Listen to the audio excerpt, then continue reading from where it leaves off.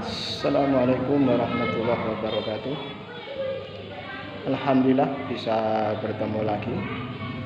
Pada kali ini saya akan menyampaikan pengajian Gus Baha, yang mana beliau pada kali ini akan membahas tentang pentingnya seorang guru atau sahabat. Untuk itu mari kita ikuti pengajian beliau dengan seksama. Selamat mendengarkan. Berdoa di Fatihah rungokno tenan. Ketika kita doa di Fatihah seperti ihdinas siratal mustaqim iku siratal ladzina an'amta alaihim. Mestinya normalnya kan tunjukkan kami jalan yang lurus, yaitu siratoka, jalan engkau ya Allah. Itu tidak seperti itu, tapi siratal ladzina an'amta alaihim, jalannya mereka yang telah engkau beri nikmat. Karena manusia nggak mungkin niru Allah langsung, mereka Allah itu buatan apa? Mangan buatan. Artinya kita ini bisanya niru, ya niru wong ketemu wong, hadis ketemu hadis. Sebab itu ajane wong toreko ya ono bener ketika mengatakan wong kudu di guru. Cuma tak arani ono bener kok, nggak fairnya kan kadang maknanya guru itu hanya mursyid. Sebetulnya ngomongnya tidak usah seperti itu ya. Semua orang harus punya sanad. Sanad di toreko disebut mursyid, neng ilmu hadis disebut rawi, neng kepesantren disebut apa? Kiai atau guru. Tapi problem sebagian orang itu kan asobia, torikoh. Yang penting itu duduin apa? Mursyid. Anak mahasiswa penting di dosen.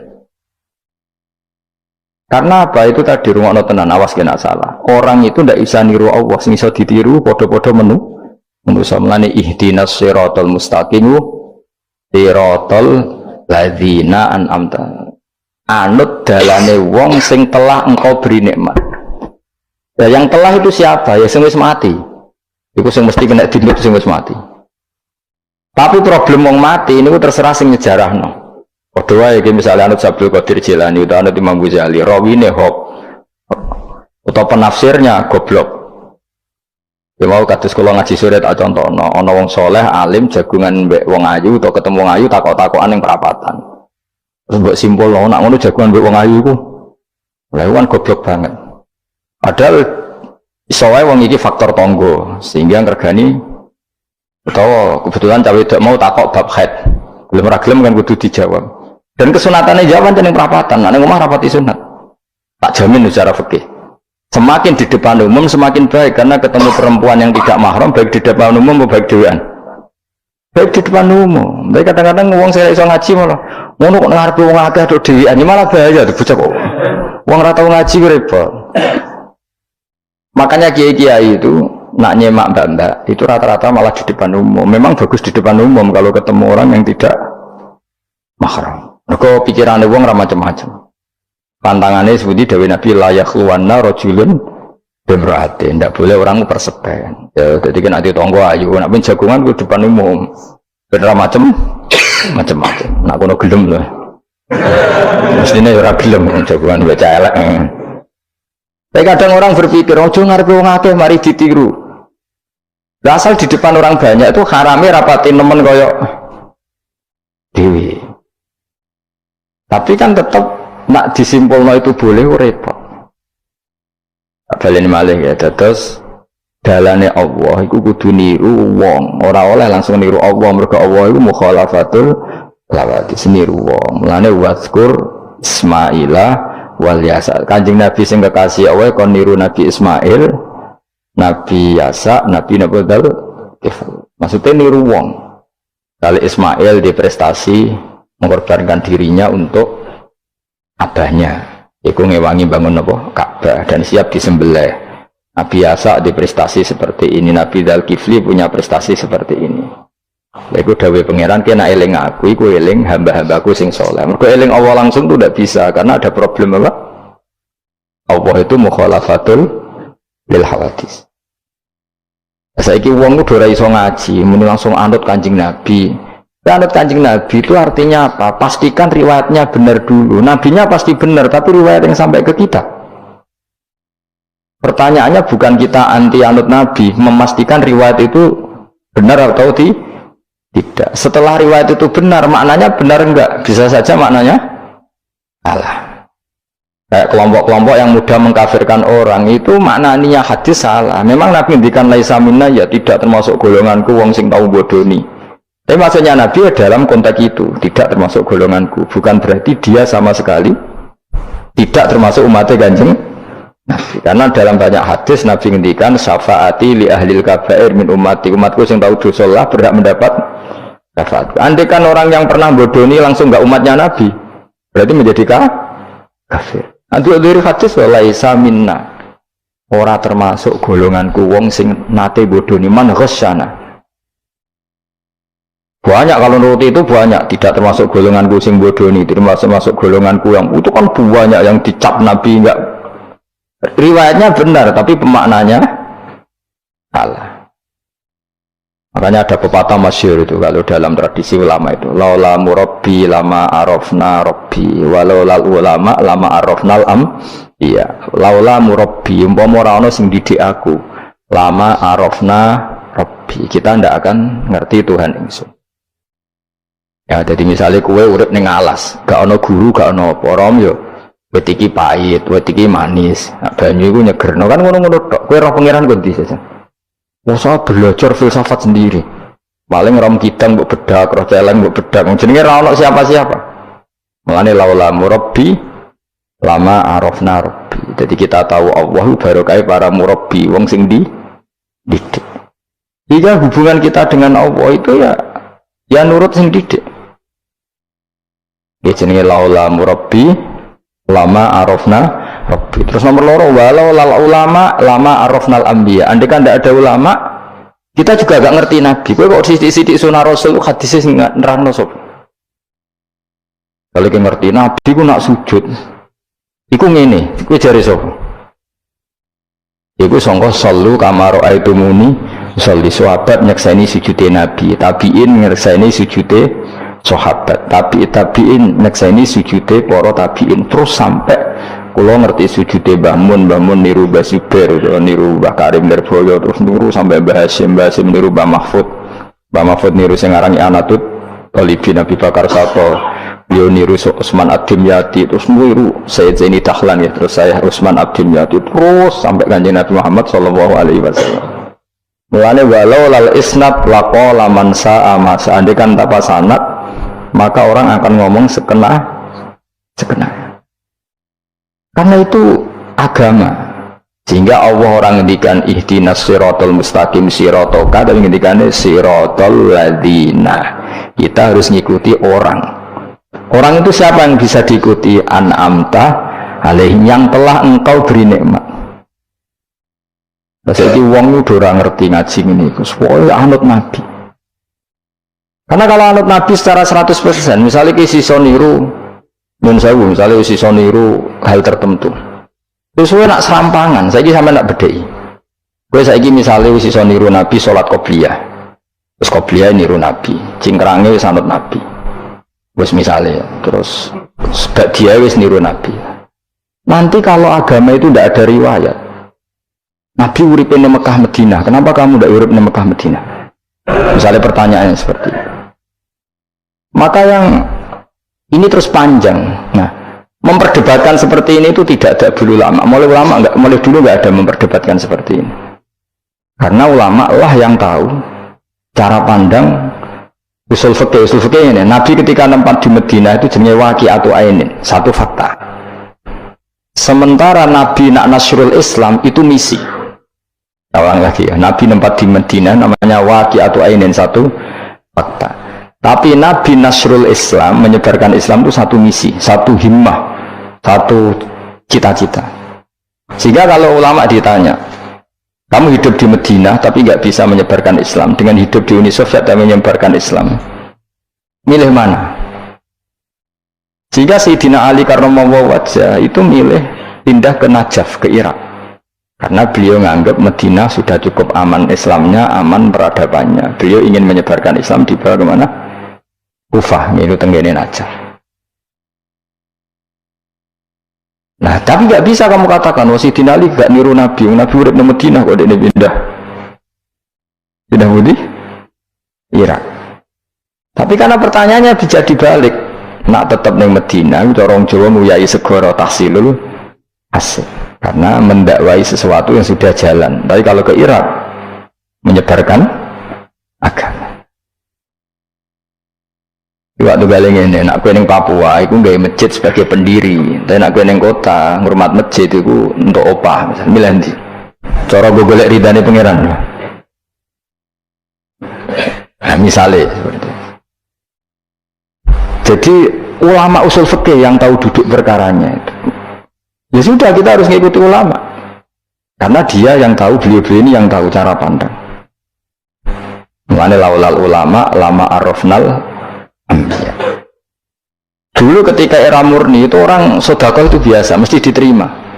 Hadiah ya biasa mesti diterima. Tapi ketika era Umar bin Abdul Aziz, beliau jadi khalifah, dulu seperti itu namanya sedekah, sekarang suap.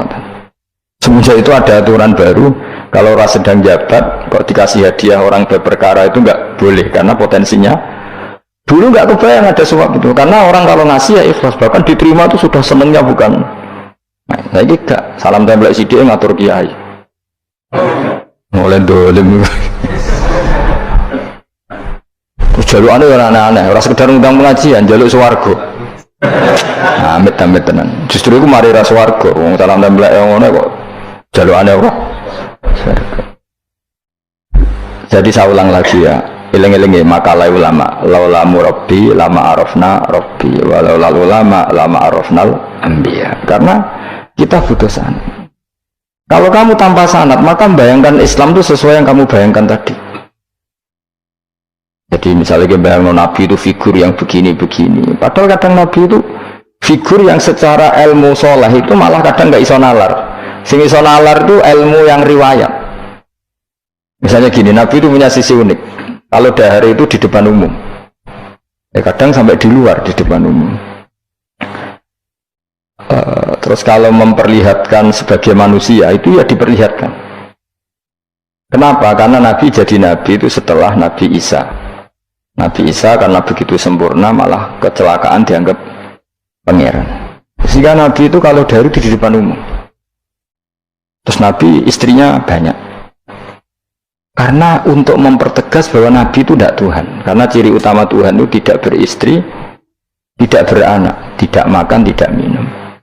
Jadi kamu ini cara bahasa modern itu Nabi justru bikin kontra dengan Tuhan supaya kelihatan tidak sebagai Tuhan. Nak loro yo bangga, nak dahar yo bangga, nak ngombe yo bangga. Justru itu bagus, itu di ranah ilmu. Tapi nak di ranah rasa, kowe kan seneng di panutan sing terkenal atau mangan, terkenal atau ngombe. Kan kesannya kan luwe keren. Tapi secara ilmu itu tidak bagus karena nanti ada potensi kecelakaan dianggap Tuhan. Itu contoh-contoh kecil. Jadi itu ilmu. Loh yang tahu itu ya tak ulang lagi ulama. Justru Nabi ketika sakit, ketika dipanah ya luka, ketika diantemi wong kafir ya berdarah-darah, itu bagus. Orang nggak perlu memitoskan Nabi itu orang yang misalnya nak dipanah rata tegas, dibacok rapopo. Iku gak Nabi pendekar jadi paham. Jadi tapi itu secara ilmu dan sahabat nggak pernah kecewa misalnya nyon sewu Nabi dipanah kok popo ya kecewa ya seneng aja. Karena mereka diajari Nabi aku itu gak pangeran.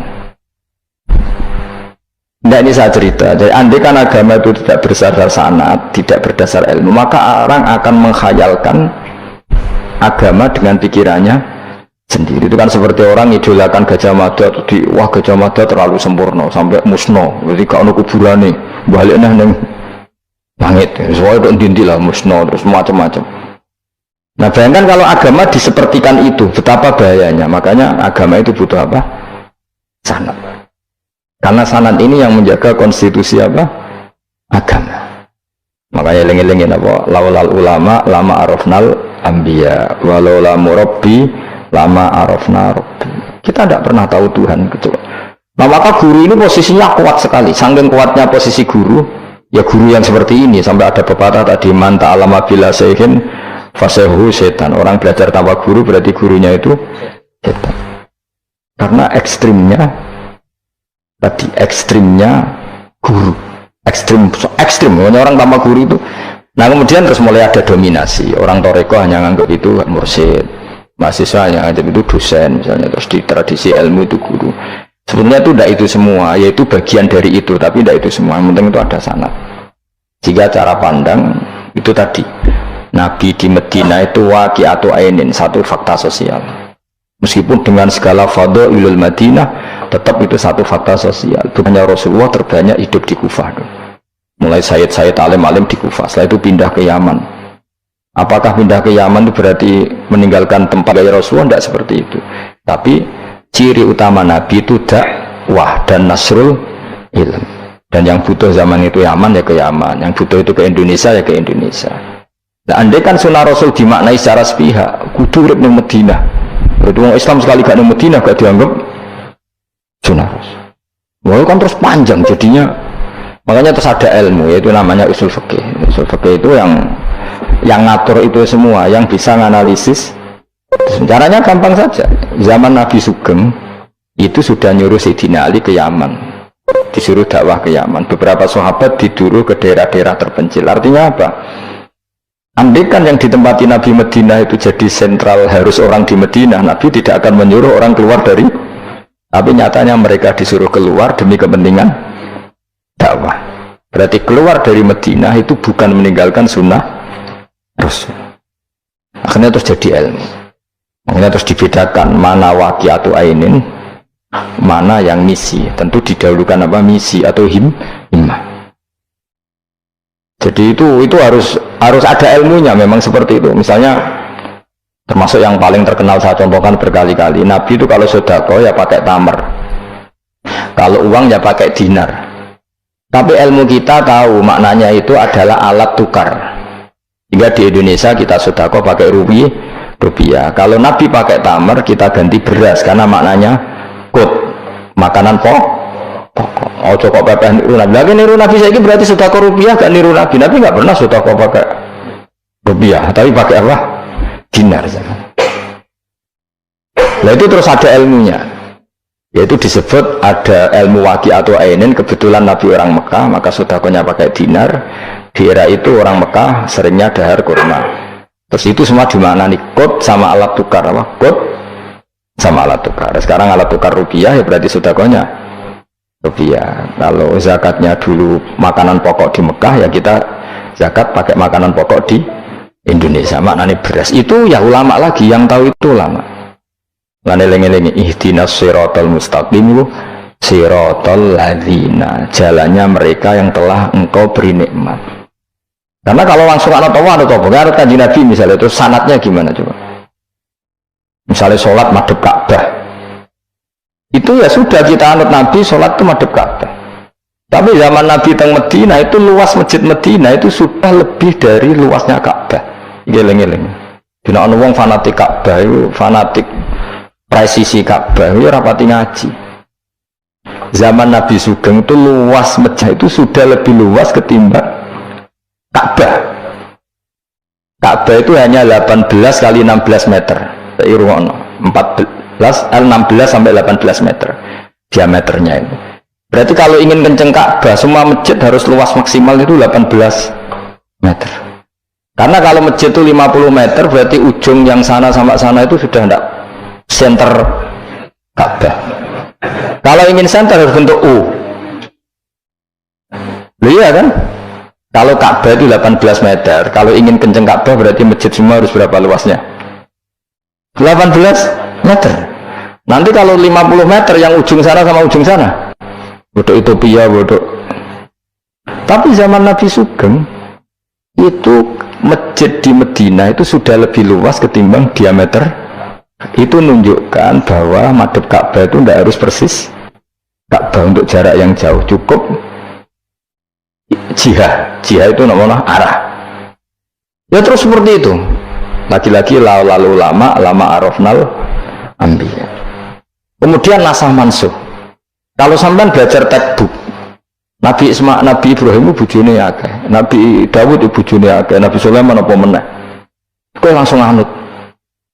Tidak bisa, ulama yang tahu ini syariat yang sudah mansukhoh, sudah dihapus ketentuannya. Ya begitu terus seterusnya. ngilangin najis ya begitu, terus ngelola anak ya begitu, semuanya. Terus ulama ngarang fikih detail itu, disebut kitab fikih itu, ada Fathul Qorib, ada Fathul Mu'in. Jadi kamu tidak bisa berdiri sendiri memahami agama. Makanya laulal isnad laqala man sa'a ma sa'a, andaikan tidak ada sanad maka orang akan semau gue, karena dia punya pikiran, kebetulan dia kiai, dianggap itu pikirannya Islam. Dia punya pikiran, kemudian dia mubalek pas acara Islam, dikira itu pikiran, padahal pikirannya juga ada orang ngomong, sekarang harus kaya, kalau nggak kaya nggak dihormati. Mana ada target Islam ingin dihormati? Itu satu kesalahan. Bilang harus kaya, mana ada di antara hukum fikih itu kaya itu harus. Mengharuskan sesuatu yang tidak wajib itu dosa besar. Ijabu malam wajib. Itu dosa salahnya kebanyakan. Terus target supaya dihormati, mana ada target Islam orang ingin diridani Allah, ingin dihormati uang itu. Lucu menang, itu mesti pikirannya sendiri, tidak mungkin itu pikiran Islam. Ya ada lagi ya, laulal isnad laqala man sa'a masa. Andai kan tidak ada sanad maka orang mau ngomong apa saja ngomong. Terus dibutuhkan sanad. Termasuk yang ekstrim itu juga butuh sanad. Misalnya ini contoh paling gampang ya. Ada dua orang saling bunuh, sama-sama mukmin, sama-sama bawa pedang tarung, terus yang satu terbunuh. Zaman Nabi Sugeng itu ngendikan al-qatil wal maqtul finnar, yang bunuh dan yang dibunuh di neraka. Buktinya zaman sahabat itu iskal itu janggal. Hadza al-qatil ya Rasulullah, fama balul maqtul. Oke, kalau yang terbunuh, yang membunuh masuk neraka saya sepakat ya Rasul. Tapi kalau yang dibunuh dosanya apa? Jawab Nabi, innahu kana harison ala qatli sahibi. Yang terbunuh sebetulnya mentalnya pembunuh, cuma nasibnya. Maka yang diukur Islam itu himmah, bukan nasib. Dia terbunuh itu fakta, tapi mentalnya pembunuh, sehingga dia harus masuk neraka karena mentalnya pembunuh, nasibnya terbunuh, tapi mentalnya pembunuh, sehingga al-qatil wal maqtul finnar.